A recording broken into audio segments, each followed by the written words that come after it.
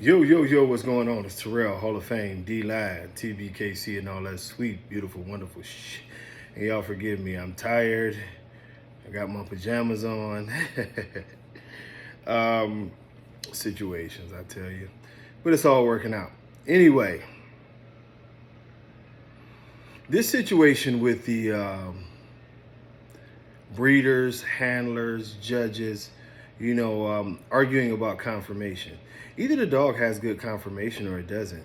And I'm going to tell you like this. A lot of you with your excuses about these pictures and look, I don't care what you are. If you're a judge, great for you.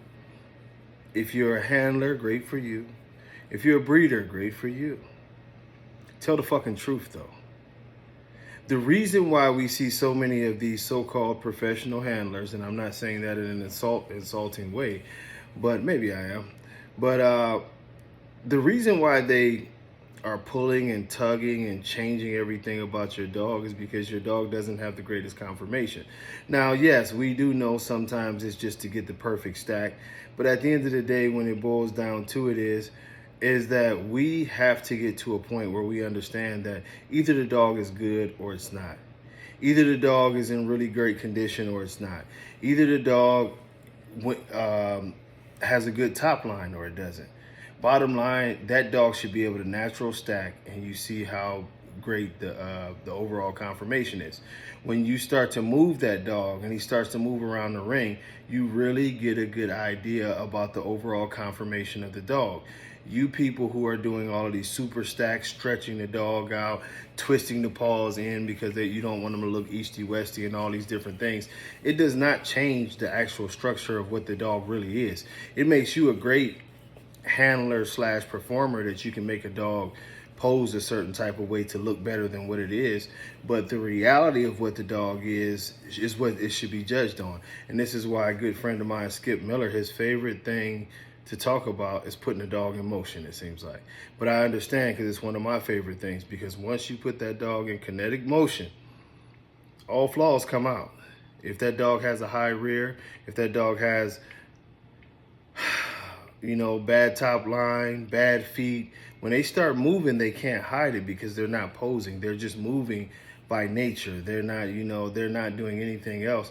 And you can see it. A good trained judge can see it. Now, the sad part is a lot of judges are still going to permit it if you can stack it out and make the dog look a certain kind of way. When the reality is once you see it and you know it's there, it should be counted against the dogs, whatever the case may be. Now, some things are very, very slight, and some things are to the point where you don't want to deal with them. But whatever the case may be, we need to start focusing on our reality instead of our perception. When you are doing these things to these dogs, you're giving the perception that this dog is built better. What really needs to happen is championship level dogs and well promoted and well bred dogs, they need to have a reality of being great conformation animals. If we can get to that point, we will better the breed. We have to stop dumbing down our community and dumbing down our arguments. Our dogs are not healthy. Our dogs do not have great conformation. We need to step the game up if we're going to compete on a worldwide level with other breeds. The only reason right now that it's a quarter of a century later and this breed can't compete in any place besides its own registries is because the standard of the American Bully community and the breeds that also sort of hang around it is so low that it's a anything goes. And most other real registries will not allow these dogs to participate.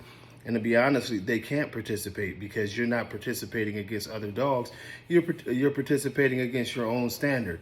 And I'm being honest with you. I've seen so many grand champion dogs that actually fail against their own standard, but because of the politics and what's going on in our community, they're still given a ribbon. We have to change that if we want to see this breed elevated. Until next time, much love, y'all. Peace.